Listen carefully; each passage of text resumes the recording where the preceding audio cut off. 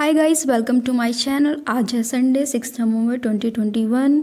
हम करेंगे the Hindu newspaper की न्यूज़ एनालिसिस एंड एक्सट्रैक्ट करेंगे वो पॉइंट्स जो आपके प्रीलिम्स के लिए बहुत इंपॉर्टेंट है, जिनके पूछे जाने की संभावना है। तो शुरुआत करते हैं पहले आर्टिकल से। एंड गाइस, अगर आप लोगों को इस न्यूज़पेपर का कंप्लीट पीडीएफ चाहिए तो वो आप मेरे टेलीग्राम चैनल से डाउनलोड कर सकते हैं। मेरे टेलीग्राम चैनल का लिंक डिस्क्रिप्शन बॉक्स में दिया गया है। Let's see first article. First article आप देख रहे हैं कि duty cuts stock limits help till edible oil prices. तो ये एडिबल ऑयल से रिलेटेड है, बट उसको डिस्कस करने से पहले मैं आपको कुछ थोड़ी सी जानकारी दे दूं, बिकॉज यहाँ पे PMGKY की बात हुई है। ये क्या है गाइस? ये जो प्रधानमंत्री गरीब कल्याण अन्न योजना चल रही थी, ये कोविड के ड्यूरिंग दी कोविड, ये मार्च 2020 से चल रही थी और इसको बार बार एक्सटेंड किया जा रहा था। तो अभी फिलहाल इसकी जो एक्सटेंड डेट है वो नवंबर 2021 में यानी 30 नवंबर को ख़त्म हो रही है। तो इसके रिगार्डिंग गवर्नमेंट से क्वेश्चन किया गया कि ये जो स्कीम है क्या ये आगे भी कंटिन्यू रहेगी। तो गवर्नमेंट ने इसका जवाब दिया है कि अभी इसके बारे में कोई विचार नहीं किया गया है। फिलहाल ये जो है लास्ट मंथ चल रहा है इस योजना का। तो हम चलते हैं जो इसका मेन आर्टिकल है। इसमें मेन आर्टिकल में क्या बोला गया है? ये जो आर्टिकल है ये रिगार्डिंग हमारा एडिबल ऑयल होता है उसके रिगार्डिंग आर्टिकल दिया गया है। मैं बोला क्या गया है बेसिकली, ये जो एडिबल ऑयल है ये कुकिंग पर्पस के लिए इस्तेमाल होता है, खाने के काम आता है। इसके जो प्राइसेस है ना बहुत से एरिया में कम हुए हैं, गिरते हुए नज़र आए हैं during the festive season. Delhi के अंदर जैसे आप ये इस ग्राफ में देख सकते हैं, ये ग्राफ है, जैसे कि आप ये ग्राफ में देख सकते हैं कि दिल्ली के अंदर जो है 5 रुपये से 10 रुपये तक का रिडक्शन देखने को मिला है, और अलीगढ़ में 18 rupees and etcetera different products पे डिफरेंट प्राइस कट होते हुए दिखे हैं।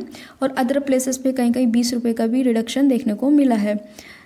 ये सब जो है दिवाली के टाइम पर ज़्यादा ये सब चीज़ें जो हैं रिड्यूस करना, ये सब चीज़ें ना दिवाली के टाइम पे ज़्यादा एक्सटेंड हुई है, प्राइस में वेरिएशन देखने को मिला है।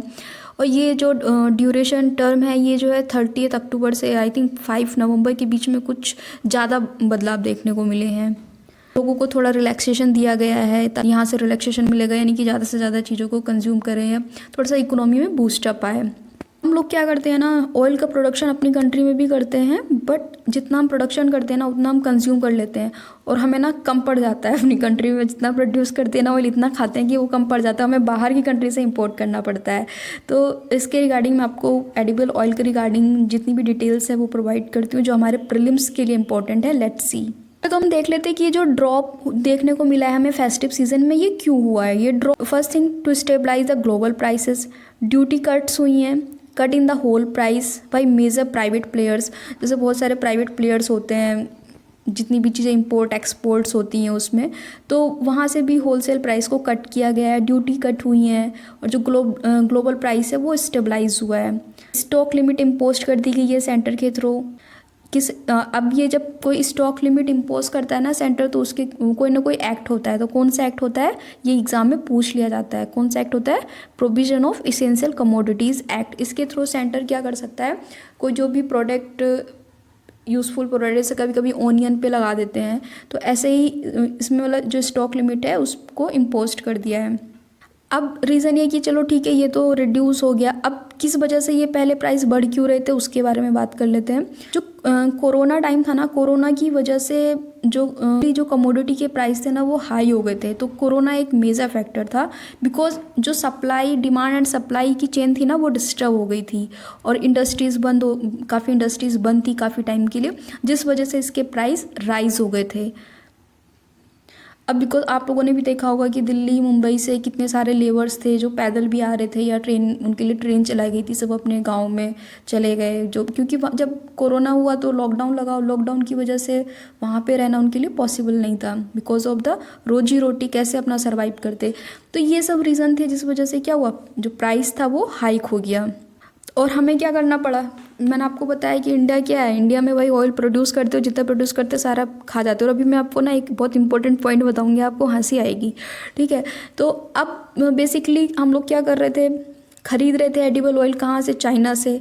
तो अब एक्सेसिव अमाउंट में ऑयल खरीद रहे थे, बिकॉज इंडिया में तो आप जानते हो सैटरडे को भी क्या करते हैं, दिया जलाते हैं पीपल के पेड़ के नीचे, वो भी तेल का दिया जलाते हैं। जितना तेल का दिया हम मतलब पूरे अगर भारतवर्ष में देखा जाए जो हिंदू लोग हैं, तो उतना तो मुझे लगता है कोई कंट्री अमेरिका या चाइना साल भर में भी नहीं खाते होंगे जितना हम एक सैटरडे को यूज़ कर देते हैं। तो हम लोग ना ऑयल को ज़्यादा कंज्यूम करते हैं, तो एक्सेसिव बाइंग हो गई एडिबल ऑयल की चाइना से। तो ये सब चीज़ें जब आप बाहर से इंपोर्ट करते हो तो ऑब्वियसली चीज़ों पे जो है प्राइस हाइक होते हैं। होता है भाई, सिर्फ इतना ही नहीं होता, उसके बाद गवर्नमेंट भी टैक्स लगाती, ड्यूटीज़ लगाती, ये सब चीज़ें मिलकर क्या करती, जो प्राइस है वो हाइक कर देती हैं। आपको समझ में आ गया होगा कि जो इसके प्राइस थे वो पहले मतलब क्यों कम हो गई, किस वजह से कम हुए और क्यों पहले बढ़ गए थे। इंडिया क्या है, India is a world biggest vegetable oil importer. आप देख रहे हैं इंडिया क्या है, वर्ल्ड का बिगेस्ट इंपोर्टर है वेजिटेबल ऑयल का। तो एक बहुत इंपॉर्टेंट फैक्ट हो जाता है, आपसे एग्जाम में पूछा जा सकता है कि कौन वर्ल्ड का जो है बिगेस्ट इंपॉर्टेंट है, तो इंडिया है। कभी ये सोचने लगो कि इंडिया में तो बहुत ऑयल प्रोड्यूस होता है तो शायद हम ना हो, ऐसा नहीं है। हम जो है बहुत ज़्यादा मात्रा में इंपोर्ट करते हैं, ठीक है, oil, because of the many reasons, there are many reason, they are spiritual reason, other reasons also. India कितना इंपोर्ट करती है, about 60% of its edible oil needs. जितनी भी इसको एडिबल ऑयल की नीड्स है उसका 60% ये बाहर से जो है इंपोर्ट करती है। कौन कौन सा है, पाम ऑयल जो हम लोग इंडोनेशिया और मलेशिया से करते हैं, और एक होता है सोया ऑयल, ये हम ब्राज़ील से करते हैं, अर्जेंटीना से करते हैं, एंड सनफ्लावर ऑयल हम मेनली रसिया एंड यूक्रेन से करते हैं। तो ये जो आपको पॉइंट दिख रहे हैं ना गाइस, तो ये हंसी की बात नहीं है भाई, ये जो पॉइंट है इनको आप माइंड में मेमोराइज़ कर लीजिए कि हम कौन सा ऑयल कहाँ से परचेस करते हैं। Because UPSC can ask the question in like matching, एक तरफ एडिबल ऑयल दे देगा, एक तरफ कंट्रीज दे देगा, और मेजोरिटी मतलब वहाँ पे ऑप्शंस दे देंगे, तो हमें मतलब क्या मैच करना होगा कि कौन सा ऑयल हमें कहाँ से परचेस कर सकते हैं, ठीक है। तो ये एक हो गया। सेकेंड, हमें जो एडिबल ऑयल होते हैं ये मिलते कहाँ से, ये सोयाबीन से मिलते हैं, रैपसीड से मिलते हैं, मस्टर्ड से मिलते हैं, ग्राउंड नट, सनफ्लावर, ओके। तो ये सारी चीज़ें होती हैं जिनसे हमें एडिबल ऑयल मिलते हैं। और सेकेंडरी सोर्स क्या होता है इन एडिबल ऑयल का, कोकोनट हो गया, राइस ब्रैन हो गया, कॉटन सीड हो गए, ट्री बॉर्न ऑयल सीड हो गए, तो ये सब इसके सेकेंडरी सोर्स हो गए एडिबल ऑयल के। तो गाइज यहाँ से आप अपना माइंड में रखिएगा कि जो सेकेंडरी सोर्स होते हैं वो कौन से होते हैं एंड प्राइमरी सोर्स कौन से होते हैं एडिबल ऑयल के guys, okay. This is very important for your prelims. I hope guys आपको ये आर्टिकल समझ में आ गया होगा, इस आर्टिकल में क्या दिया है और ये एडिबल ऑयल के प्राइस क्यों हाइक हुए, अब क्यों कम हुए during the festive season, okay. और ये जो इसमें योजना दी गई थी प्रधानमंत्री गरीब कल्याण योजना, अन्न योजना, तो इसको 2020 मार्च में चलाया गया था। इसमें क्या था, तो जो राशन मिलता था ना वो तो मिल ही रहा था, बट उससे अलग एक्स्ट्रा 5 kg अनाज फ्री ऑफ कॉस्ट दिया जा रहा था, और इसको एक्सटेंड करते गए और अभी जो फ़िलहाल इसको एक्सटेंड किया गया था वो नवंबर 2021 30 नवंबर तक किया गया था, और सरकार ने अभी इस पर कुछ नहीं बोला। इट मीन्स कि अब ये योजना आगे एक्सटेंड नहीं होगी, ओके। तो ये इस आर्टिकल से था। अब चलते हैं नेक्स्ट आर्टिकल पर। नेक्स्ट आर्टिकल आप अपनी स्क्रीन पे देख रहे हैं लेफ्ट साइड में, पीएम मोदी उत्तराखंड की विज़िट पे हैं, केदारनाथ की विज़िट पे। यहाँ पे इन्होंने ना बहुत सारे जो प्रोजेक्ट्स हैं उनको अनवेल किया है, काफ़ी सारा पैसा खर्च किया है। जो केदारनाथ में बाढ़ आ गई थी 2013 या 2013-14 के आसपास, तो उससे बहुत ज़्यादा नुकसान हो गया था। तो उसको नुकसान को मतलब फिर से रिस्टोर करने के लिए काफ़ी सारे प्रोजेक्ट वहाँ पे चलाए गए और अभी भी चल रहे हैं, काफ़ी सारा इन्वेस्टमेंट किया गया। और हम सभी को पता है कि 2022 में उत्तराखंड में क्या आ रहे हैं, सीएम के इलेक्शंस आ रहे हैं, ठीक है। तो यहाँ पे जो है मोदी जी ने बहुत सारे चीज़ों को अनवेल मतलब उद्घाटन किया है, जो प्रोजेक्ट कंप्लीट हो गए। कुछ प्रोजेक्ट अभी बन रहे हैं, निर्माणाधीन अवस्था में हैं। और यहाँ पे आप जो पिक्चर देख रहे हैं ना, ये आदि शंकराचार्य की पिक्चर है जिसके सामने मोदी जी बैठे हुए। तो ये जो मूर्ति थी ना, ये भी जब बाढ़ आई थी ना उसमें डैमेज हो गई थी, इसको भी रिस्टोर किया गया है। अब आप सब लोगों को आदि शंकराचार्य के बारे में पता होगा। इन्होंने क्या किया था, को काफ़ी बिलीव करते थे, हिंदुत्व में काफ़ी बिलीव करते थे, मतलब इन्होंने सनातन धर्म को रिवाइव किया और हिंदुत्व में और हिंदू बिलीफ की तरफ ये काफ़ी सारे लोगों को लेकर आए। आदि शंकराचार्य के बारे में था, और यहाँ पे मोदी जी ने बहुत सारे प्रोजेक्ट को रिव्यू किया कि इसमें मतलब क्या क्या रिस्टोर हो रहा है क्या नहीं हो रहा, तो इसी से रिगार्डिंग इनकी विजिट है ये। तो यहाँ से ऐसा कुछ खास इंपॉर्टेंट है नहीं आपके एग्ज़ाम में आने के लिए, but because it is in the news, तो आपके माइंड में होना चाहिए कि न्यूज़ में क्या चल रहा है। गाइस, आप लेफ्ट स्क्रीन पे देख रहे हैं टी ट्राइब्स के बारे में, आसाम की टी ट्राइब्स। तो ये जो आसाम में टी ट्राइब्स है ना, अब आप देखते हो हर साल यूपीएससी ना ट्राइब से क्वेश्चन पूछ लेता है, इस साल भी पूछा था उसने, और ऐसा मेजोरिटी में होता है कि क्वेश्चन आ जाता है। अब चूंकि ये तो न्यूज़पेपर में दी गई है, तो बहुत ज़्यादा चांसेस हो जाते हैं। तो अब आपसे ये नहीं पूछेगा कि टी ट्राइब कहाँ की है, ये तो ऑब्वियसली सबको ये अंदाज़ा लगा लेगा कि आसाम में टी होती, तो टी ट्राइब वहाँ की। इसके कैरेक्टरिस्टिक्स पूछे जा सकते हैं। तो अब ये आर्टिकल जो दिया है ना, उसको मैं बता दूँ आर्टिकल किस बारे में दिया गया है। ये टी ट्राइब है ना, ये इसका काफ़ी चलता है वहाँ पे आसाम में। तो जैसे वहाँ की जो सरकार है ना, अगर ये टी ट्राइब्स चाहे, जिसको सरकार में मतलब होता है ना वोट बैंक एक तरीके से, तो काफ़ी मेजोरिटी में वोट बैंक है ये, तो सरकार बनाने में गिराने में काफ़ी हाथ होता है इनका। तो इनको मेडिकल कोटा प्रोवाइड किया गया है एमबीबीएस सीट के लिए, और बीडीएस एटसेट्रा, तो इनको कोटा मिल गया है, मेडिकल कोटा। तो ये तो इम्पोर्टेंट नहीं है, बट जो इम्पोर्टेंट है वो टी ट्राइब्स है, इसके कैरेक्टरिस्टिक्स हैं, तो हम वो देख लेते हैं फॉर आवर प्रीलिम्स पर। ये जो टी ट्राइब है ना, ये डिसेंडेंट्स हैं किसके, ट्राइबल्स के, बैकवर्ड कास्ट के। ये ना जब ब्रिटिश हमारी कंट्री में थे, ब्रिटिश कॉलोनियल एरा चल रहा था, तो वो टी प्लांट करवाते थे, तो वो लेबर को पकड़ पकड़ के ले आते थे। तो उन्होंने क्या किया ना, जो आज के टाइम में झारखंड है, उड़ीसा है, छत्तीसगढ़ है, वेस्ट बंगाल है, आंध्र प्रदेश है, तो ये उस टाइम में इन्होंने क्या किया, 1860 से 90 के टाइम में इन्होंने ना वहाँ से लेबर को पकड़ के आसाम में ले आए, और वहाँ पे इनसे लेबर का काम करते थे, मतलब टी प्लांटेशन में काम करवाया जाता था। और आपने पढ़ा भी होगा, टी प्लांटेशन की हालत काफ़ी ख़राब थी, बहुत ज़्यादा वर्किंग टाइम था इन लोगों का काम करने का।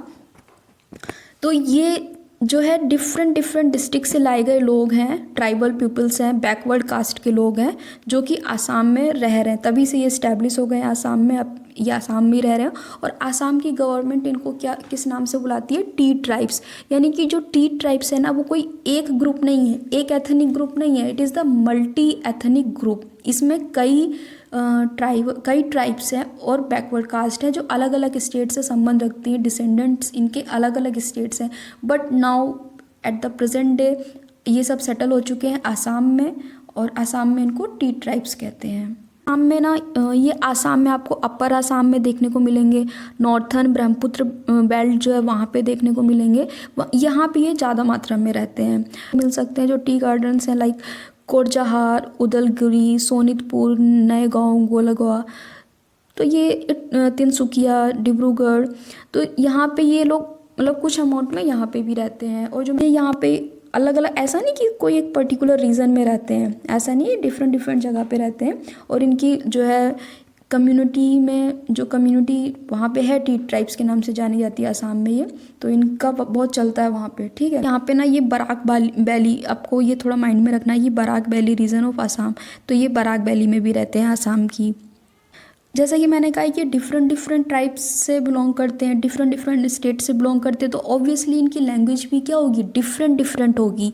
तो ये ना सेट ऑफ लैंग्वेज है इनकी, काफ़ी सारी लैंग्वेजेस हैं, जैसे सोरा, उड़िया, सदरी, कुरमाली, संथाली, कुरकुक, खरिया, कुई, गोंडी, मुंडरई एंड सदरी। तो ये सब जो है लैंग्वेजेस हैं, ये जो बोलते हैं, ठीक। टी ट्राइब के बारे में जो मैंने आपको पूरा कंप्लीट बता दिया है, आप इसको ध्यान से देखिएगा। अगर एक बार में समझ में ना आए तो वीडियो को रिपीट कर लीजिएगा, और अपना पॉइंट्स जहाँ पे बनाते हैं वहाँ लिख लीजिए, बिकॉज मैं सीरियसली बोल रही हूँ, ऐसे क्वेश्चंस यूपीएससी पूछता है और पूछता रहेगा और आ सकता है, ठीक है। न्यूज राइट साइड में आप देख रहे हो फाइजर से रिलेटेड। फाइजर का कहना क्या है, उसने ना एक पिल बना ली है कोरोना को लेके, मतलब एक गोली बना ली है, जिसको लेने से ना आपका जो डेथ रिस्क है ना, वो 90% तक कम हो गया। कहने का मतलब इसका ये है कि भाई इसने कुछ ऐसी दवा बना ली है जिसकी वजह से क्या होगा कि जो कोरोना है, तो कोरोना से जो डेथ रेट है वो कम हो जाएगा। जब डेथ रेट कम होगा तो हॉस्पिटलाइजेशन कम होगा, तो जाहिर सी बात है कि हॉस्पिटलाइजेशन रेट में काफ़ी कमी आएगी, और जो खर्चा पानी लगता है वो सब भी कम हो जाएगा, डेथ रेट कम हो जाएगा। ये इट मीन्स कि ये फ्यूचर में एक अच्छी एंटी वायरल ड्रग साबित होने वाली है। और गाइस, यूके फर्स्ट कंट्री है जिसने इसको रिकॉग्नाइज कर दिया, मीन्स अप्रूवल दे दिया है। ओके, तो आपको ये माइंड में रखना है कि फाइज़र ने कोरोना पिल किसने बनाई है, फाइज़र ने बनाई है, और इसको UK is the first country जिसने इसको अप्रूवल दे दिया है। नेक्स्ट आर्टिकल आप देख रहे होगे कि कुछ इंडेमनिटी को लेके है, लॉस मनी कंपनसेशन को लेके है। तो इशू क्या है ना कि हुआ क्या, ये ना एक वैक्सीन इशू चल रहा है कंपनसेशन को लेके। एग्जैक्टली हुआ क्या था, जो मतलब इंडिया के पास ना कैपेबिलिटी है वैक्सीन्स को डेवलप करने की, यानी हम लोग वैक्सीन डेवलप कर सकते हैं, इंडिया के पास इतनी कैपेबिलिटी है। तो जो क्वेड कंट्रीज़ है ना, ऑस्ट्रेलिया, इंडिया, जापान, यूएस, आप सभी जानते हो क्वेड कंट्रीज़ के बारे में। तो इन सब लोगों ने मिलकर ना एक प्लान बनाया कि जॉनसन्स एंड जॉनसन्स की वैक्सीन्स को प्रोड्यूस किया जाए हैदराबाद में, बिकॉज हैदराबाद में ऐसी फैसिलिटीज़ अवेलेबल है कि वहाँ पे इसका प्रोडक्शन किया जा सकता है। बट एक कंडीशन रख दी गई कि इंडिया में ये प्रोड्यूस ज़रूर होगी, बट इंडिया इसको डोमेस्टिकली यूज़ नहीं कर सकता है, मतलब वो अपने सिटीजन्स के लिए नहीं यूज़ कर सकता, इट कैन ओनली एक्सपोर्ट।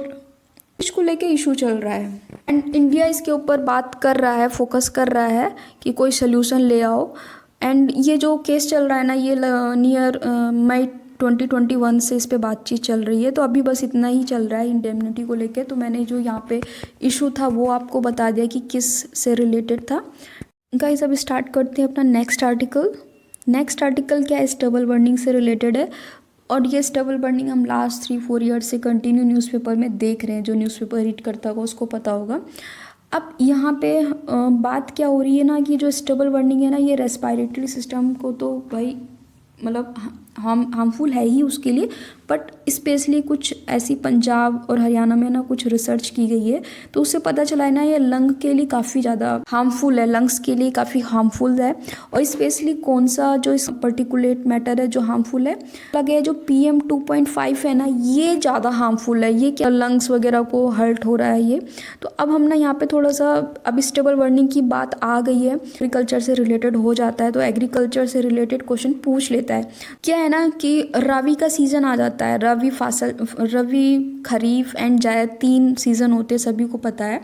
तो जब रबी का सीज़न आता है, यानी कि जो ठंडियों में फसल लगाई जाती है, तो इसके लिए और ये जो गर्मी की फसल काटी जा रही होती है ना, खरीफ की, इनके बीच में ना टाइम बहुत कम होता है। तो जो फार्मर्स क्या करते हैं, ये इन्होंने एक प्रैक्टिस मतलब इन्होंने एक चलन चला रखा है कि जो मतलब मशीनों से क्या करते हैं, जो धान के खेत होते हैं ना, तो उसके ऊपर की जो पैडी होती, मतलब जो बाल होती है ना, इस पर धान लगा होता है, उसको कटवा लेते हैं ये, और पेड़ खड़ा रहता है, मशीन उसकी बाल कटा के पीछे से चावल निकलता रहता है मतलब हाथों हाथ, और जो पेड़ है ना वो वहीं पे लगा रहता है। अब ये क्या करते हैं, ये जो पेड़ लगा रह गया, ऊपर से जो ये जो जहाँ पे धान आया हुआ था, इसको मशीन काट के लेगी, पेड़ तो लगा हुआ है। अब ये क्या करते हैं ना, पूरे खेत में लगा हुआ है, अब ये चाहते हैं कि हम जल्दी से इसको खाली कर दें और अपना जो है रबी की जो क्रॉप है उसको बो दें। इस चक्कर में ये ना पूरे खेत में आग लगा देते हैं। अब ये जलता है, इसी की वजह से ना काफ़ी ज़्यादा धुआं होता है, इसी को कहते हैं स्टेबल बर्निंग। ओके, तो यानी क्या, ये पैडी होते हैं, इसको मतलब पैडी, ये जो चावल धान का पेड़ होता है उसी को ये जला देते हैं। वो करते हैं क्योंकि अच्छी टेक्नोलॉजी नहीं है, हैप्पी सीडर बहुत सारी ऐसी चीज़ें लेके आई, बट स्टिल अभी बहुत सारे किसान ऐसे हैं जो गरीब है, जो अफोर्ड नहीं कर सकते हैं।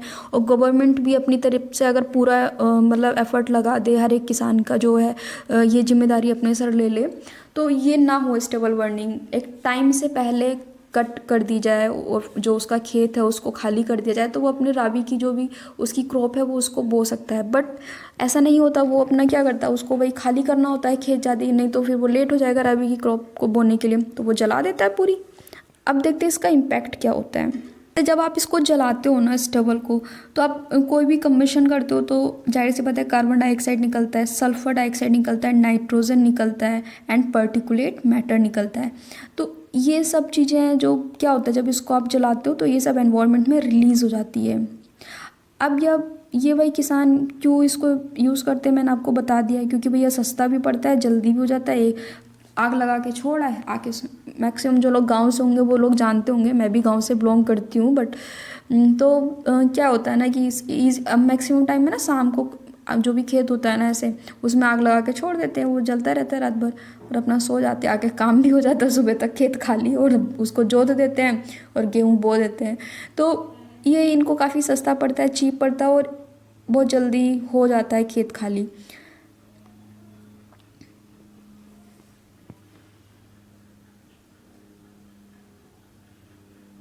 अब ये सस्ता पड़ता है इसलिए वो लोग साइंटिफिक वे में नहीं जा रहे हैं। गवर्नमेंट कोई अगर टेक्नोलॉजी लेके आएगी, उसको ये खरीदेंगे, पैसा खर्च करेंगे, तो भाई बेवकूफ़ी, इनको तो ये बेवकूफ़ी लगेगी ना कि हम पैसा खर्च करके लाएंगे, क्योंकि टेक्निकली साइंटिफिकली नहीं सोच रहे हैं। तो इस चीज़ के लिए मतलब कुछ गवर्नमेंट को करना चाहिए भाई। अब देख लेते हैं कि भाई ये जो इसके एडवांटेज देख लेते हैं, क्योंकि जब किसी जंगल में आग भी लगती है ना, तो उससे ना ज़रूरी नहीं सिर्फ हानि हो, कुछ फ़ायदा भी होता है। तो देख देखते हैं कि फ़ायदा क्या होता है। एक तो ये बहुत जल्दी साफ़ कर देती है पूरी फील्ड को, सस्ता तरीका है साफ़ करने का, क्योंकि आग लगा तो बहुत जल्दी फैल जाती है। और जितनी भी वीड्स है ना उसको किल कर देती, मार देती है, हर्बिसाइड्स को मार देती है, स्लग्स जो होते हैं, अदर पेस्ट जितने भी जो क्रॉप के लिए हानिकारक होते हैं उन सबको ये जला के मार देती है।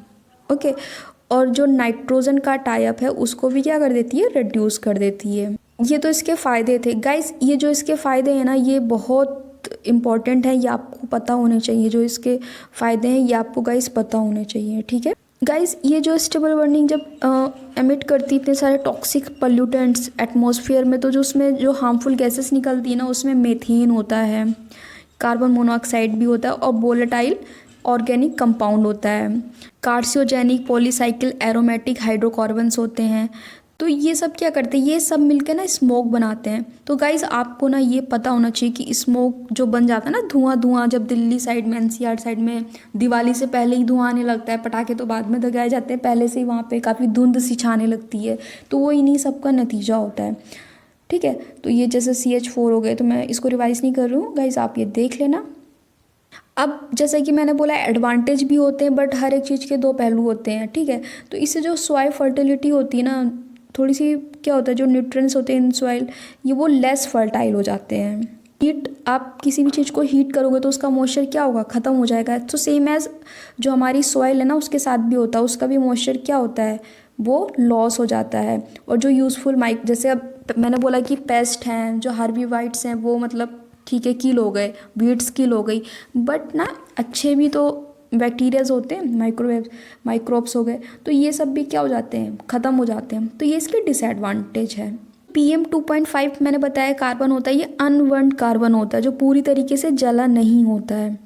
इसमें बात की गई कि कुछ रिसर्च से पता चला है कि जो लंग का फंक्शन है ना वो काम करना कम कर देता है जैसे ही PM2.5 का कंसंट्रेशन जो होता है वो बढ़ जाता है।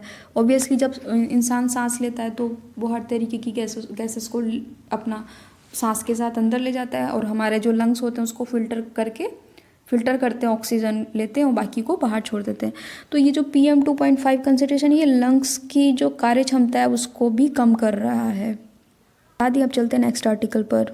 गाइस नेक्स्ट आप देख रहे हो जीका वायरस। तो इसके कानपुर में केसेस मिले हैं, कुछ लोग पॉजिटिव पाए गए हैं। तो ये जीका वायरस क्या है इसको देख लेते हैं, बिकॉज ये सब चीज़ें ही क्वेश्चन प्रीलिम्स में आता है। ये जो जीका वायरस का केस है ना, इंडिया में फर्स्ट टाइम केरला में देखने को मिला था। एक्जैक्टली जीका वायरस होता क्या, ये भी जैसे डेंगू है सेम एज, ये भी मॉस्किटो बॉर्न डिसीज़ है, मॉस्किटो बॉर्न फ्लावी वायरस। कहाँ पे आइडेंटिफाई किया गया था गाइस, युगांडा में। कब, 1947 में मंकीज़ में। एंड 1952 में ये जो ह्यूमन्स हैं उनमें भी आइडेंटिफाइड किया गया, युगांडा के लोगों में और यूनाइटेड रिपब्लिक ऑफ तंजानिया में। तो ये यहाँ पे सबसे पहले आपको पता चल गया, युगांडा में इसको मंकीज़ में फाइंड किया गया था, देखा गया था। उसके बाद ह्यूमन्स में भी देखा गया आफ्टर अ डिकेड 1952 में युगांडा के ही लोगों में देखा गया और तंजानिया के लोगों में देखा गया। अब देख लेते हैं इसका ट्रांसमिशन कैसे होता है। तो ये जो वायरस ट्रांसमिट होता है ना, ये एडीज़ मॉस्किटोज के थ्रू ट्रांसफ़र होता है, मेनली एडीज़ एजिप्टी।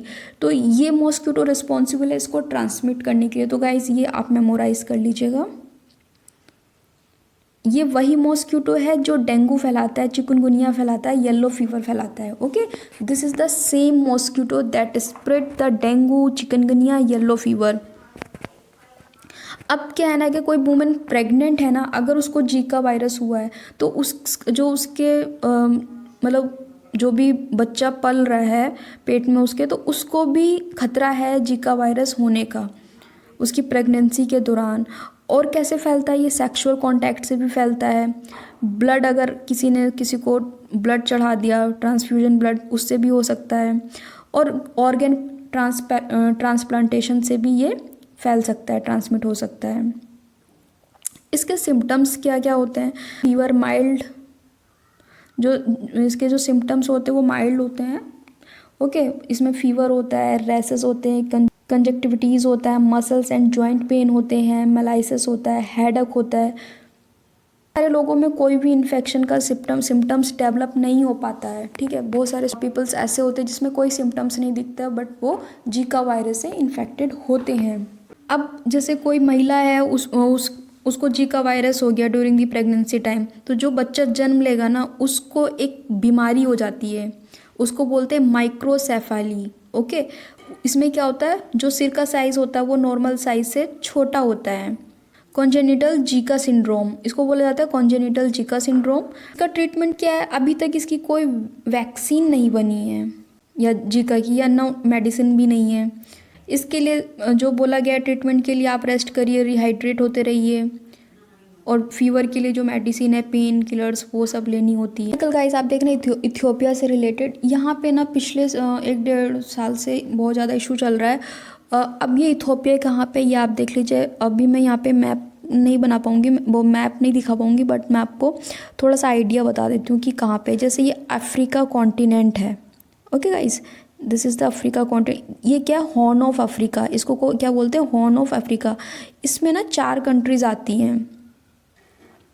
ओके, इसी में इथियोपिया भी आता है, यहाँ पे इथियोपिया आता है, तो इसी को जूम करके यहाँ पे दिया गया है ये इथियोपिया। गाइज यहाँ पे एक रीज़न है टिग्रा। तो वहाँ जैसे कि यहाँ पे एक अपनी सरकार है, मतलब गवर्नमेंट है यहाँ पे, जैसे हमारे यहाँ गवर्नमेंट है सेम एज यहाँ पे भी है, और जैसे हमारे यहाँ पॉलिटिकल पार्टीज़ है वहाँ पे भी है। बट जो टिग्रिया रीजन है ना, यहाँ पे एक पॉलिटिकल पार्टी है, टिग्रिया पीपल्स लिबरेशन फ्रंट, TPLF। ये क्या है, गवर्नमेंट को रिकॉग्निशन नहीं दे रही है, रिकॉग्नाइज नहीं कर रही है गवर्नमेंट को, और उसके अगेंस्ट खड़ी है। तो इसने क्या किया है ना, जो वहाँ की एक फोर्स बना ली है, मतलब, और इरेटियन, बहुत सारे इरेटियन मतलब पीपल्स हैं जो उसमें शामिल हो रहे हैं फौज में, इरेटियन सोल्जर्स उनको कहा जाता है। तो उन्होंने जो वहाँ के सिविल्स, जो आम जनता है ना, उन पे काफ़ी गोलीबारी की है, और वहाँ पे इतने बुरे हालात हो गए, भूखमरी और मेडिकल सर्विस नहीं मिल रही है, कि मतलब वहाँ की जो गवर्नमेंट है ना, वहाँ उन्होंने क्या कर दिया है, नेशनल इमरजेंसी लगा दी है वहाँ पे। इतने बुरे हालात हो गए हैं कि वहाँ पे नेशनल इमरजेंसी लगा दी है। और आपको जानकर हैरानी होगी, जो वहाँ के PM है ना, वो अभी अहमद है, जिनको कि नोबेल प्राइज़ मिल चुका है, वो नोबेल प्राइज़ विनर है। बट वो यहाँ पे जितनी भी चीज़ें हैं, ये जितना भी मतलब भूचाल आया हुआ है, इसको वो मैनेज नहीं कर पा रहे हैं। ठीक है, एग्जैक्टली इस आर्टिकल में दिया था जो मैंने आपको समझा दिया।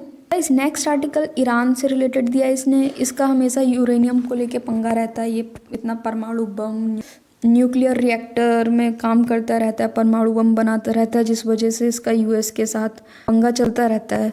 तो गाइस यहाँ पे हुआ क्या है ना, कि ये जो ईरान US की हमेशा लड़ाई चलती रहती है रिलेटिंग टू यूरेनियम। इससे रिलेटेड काफ़ी सारे एग्रीमेंट्स भी हुए, like joint comprehensive plan of action, but कुछ काम नहीं आया। ओके, तो अब यहाँ पे हम लोग ना थोड़ा यूरेनियम को देख लेते हैं कि यूरेनियम क्या है। यूरेनियम होता है ना, ये कंटेन करता है रेडियो एक्टिव आइसोटॉप को, बोलते हैं U-235। ये क्या होता है, ये बहुत पावरफुल होता है, और ये जो न्यूक्लियर रिएक्टर है ना, उसमें यूज़ किया जाता है as a fuel. Nuclear bomb में यूज़ किया जाता है एज अ फ्यूल। यूरेनियम है ना, इसको एनरिच करना चाहता है, इसके लेवल को रेज करना चाहता है। मतलब मशीन्स हैं, स्पिन्स हैं, जिसके थ्रू इसको मतलब हाई स्पीड दी जाती है। तो कुल मिला के इसकी कहानी है वो यही है कि ये जो है प्योरेस्ट फॉर्म यूरेनियम की अगर यूज़ करता है परमाणु बम बनाने में या न्यूक्लियर रिएक्टर बनाने में, तो ये सभी के लिए हार्मफुल है। तो यहाँ नेक्स्ट आर्टिकल आप देख रहे हैं टेक्निकल टेक्सटाइल से लेकर। अब ये टेक्निकल टेक्सटाइल्स क्या होता है, इसका पहले भी न्यूज़ में जिक्र हो चुका है। अब यहाँ पे ना जो हमारे ये मंत्री जी हैं, ये इस बोल रहे हैं कि हम इसका जो है प्रोडक्शन है वो 5 फोल्ड बूस्ट कर देंगे, एक्सपोर्ट करेंगे। तो अभी फ़िलहाल हम टेक्निकल टेक्सटाइल है ये देख लेते हैं, ये क्या है। टेक्निकल टेक्सटाइल होते हैं ना, इनको कैसे डिफाइन कर सकते हैं, टेक्सटाइल मटेरियल से। ये जो प्रोडक्ट होते हैं ना, ये क्यों मैन्युफैक्चर किए जाते हैं, for the performance of technical performance के पर्पज से, कि मतलब ये कोई डेकोरेटिव या जो फैंसी ड्रेस हम पहन लेते हैं ना, इन सब के लिए नहीं, फॉर टेक्निकल रीज़न। जो एप्लीकेशन एरिया होती है वो कौन कौन सी होती है, ये 12 ब्रॉड कैटेगरीज में डिवाइड किए गए हैं जो इनकी एप्लीकेशन एरिया है। एक तो एग्रो टेक में, बिल्ड टेक में, cloth tech, geo tech, home tech, indu tech, mobil tech, medi tech, pro tech, sports tech, oeko tech, pack tech. Okay, ये 12 कैटेगरीज है जिसमें हम टेक्निकल टेक्सटाइल्स को बनाते हैं। ओके, गवर्नमेंट ने क्या एफर्ट किए हैं, जनवरी 2019 में गवर्नमेंट ने क्या इशू किया था, एक कोड इशू किया था 207 HSN। ये क्या था, टेक्निकल टेक्सटाइल से रिलेटेड था। लेस देन 2 ईयर यानी 2019 जनवरी में किया था, और 2 साल से कम में ही इंडिया क्या बन गया, net exporter of technical textiles. तो गाइस ये जो पॉइंट है ये काफ़ी इंपॉर्टेंट हो जाता है फॉर योर प्रीलिम्स, बिकॉज ऐसा क्वेश्चन आ जाएगा, क्या इंडिया एक नेट एक्सपोर्टर है टेक्निकल टेक्सटाइल का, तो हाँ है, लेकिन लोगों को संदेह हो जाएगा कि भाई हम डिफेंस आइटम तो बाहर से मंगाते हैं, क्या टेक्निकल टेक्सटाइल हम मतलब जो है एक्सपोर्ट करते होंगे, तो बट हाँ करते हैं। ठीक है गाइस, तो यही सब होता है, न्यूज़ से आप एक्सट्रैक्ट करना होता है आपको, तो ये देख लीजिए, आप याद रखिएगा इसको। गवर्नमेंट ने और क्या किया था, एक नेशनल टेक्निकल टेक्सटाइल मिशन था जो फरवरी में लास्ट ईयर, इसको भी अनवेल किया था। कंट्री में क्या हो रहा है, 92 टेक्निकल टेक्सटाइल आइटम्स मैंडेटरी हैं बनाने, और for use of government organisation covering agriculture, horticulture, highways, railway, water resources and medical applications. वहाँ पे आपने देख लिया टेक्निकल जो टेक्सटाइल्स हैं उनके बारे में, और गवर्नमेंट ने क्या क्या एफर्ट लेके आए वो। अब हम यहाँ पे देख लेते हैं जो गवर्नमेंट ने स्टार्ट किया था ना, नेशनल टेक्निकल टेक्सटाइल मिशन, ये क्या है। हमारी cabinet committee on economic affair है, इसने अप्रूव किया था सेट करने की, मतलब to set up technical textile mission का। इसका एम क्या था, इस कंट्री को एक ग्लोबल लीडर के रूप में उभारना। किस में ग्लोबल लीडर बनाना है, टेक्निकल टेक्सटाइल में, और इंक्रीज़ करना है use of technical textile in domestic market also. मतलब ये नहीं है कि सिर्फ ग्लोबल लीडर बना देना है, एक्सपोर्ट ही करना है, नॉट, डोमेस्टिक यूज़ में भी हमें इसको मतलब अपनाना है, डोमेस्टिकली भी हमें इसे यूज़ करना है। जो मिशन है इसको मतलब इम्प्लीमेंट करने के लिए प्लान किया गया है 4 ईयर्स के लिए, फ्रॉम 2020-21 से लेके आगे तक, फॉर 4 ईयर्स। अब यहाँ से 2020-2021 से स्टार्ट होगा, जब तक आगे नेक्स्ट 4 ईयर्स के लिए कंपोनेंट्स हैं। जो पहला कंपोनेंट है वो फोकस करता है research and development and innovation पे। कंपोनेंट आपका फोकस करता है promotion, development, market of technical textile, यानी कि जो सेकंड कंपोनेंट हो गया मार्केट ढूंढना, प्रमोट करना, ये हो गया। एंड जो थर्ड कंपोनेंट होता है वो एक्सपोर्ट प्रमोशन पे फोकस करता है। एंड लास्ट कंपोनेंट जो है, लास्ट कंपोनेंट है वो education, training and skill development पे फोकस करेगा। तो ये थे इसके 4 कंपोनेंट। आगे के 4 साल के लिए इसको प्लान किया गया है स्कीम को गाइस। तो आपको यहाँ से नेशनल टेक्निकल टेक्सटाइल मिशन समझ में आ गया होगा। It is very important for your upcoming IAS 2022 prelims. Guys, अगर आपको मेरे पढ़ाने का तरीका अच्छा लगा हो तो आप मेरे चैनल को सब्सक्राइब कर सकते हैं, मेरी वीडियो को लाइक कर सकते हैं, और अच्छी वीडियो और भी अच्छी क्वालिटी का कंटेंट आपके सामने लेकर आ सकूं, उसके लिए आप मेरे चैनल को ज़रूर सब्सक्राइब करिएगा। अगर आपने यहाँ तक देखी वीडियो तो ज़रूर सब्सक्राइब करके जाइए। और गाइस, मेरी वीडियोज़ आपका टाइम वेस्ट करने के लिए नहीं होती है, मेरी वीडियो में सिर्फ इंपॉर्टेंट इन्फॉर्मेशन होती है द हिंदू पेपर से रिलेटेड। जो मैं न्यूज़ कवर करती हूँ इसमें वो सिर्फ द हिंदू की होती है, और उसमें से मैं वो पॉइंट एक्सट्रैक्ट करती हूँ जो आपके प्रीलिम्स के लिए इम्पोर्टेंट होते हैं। तो गाइस, आप चैनल को सब्सक्राइब कर लीजिए और वीडियो को लाइक कर दीजिए, और जो भी आपके साथ के सहपाठी हैं उनके साथ को आप शेयर कर सकते हैं, वीडियो को शेयर कर सकते हैं। And thanks for watching.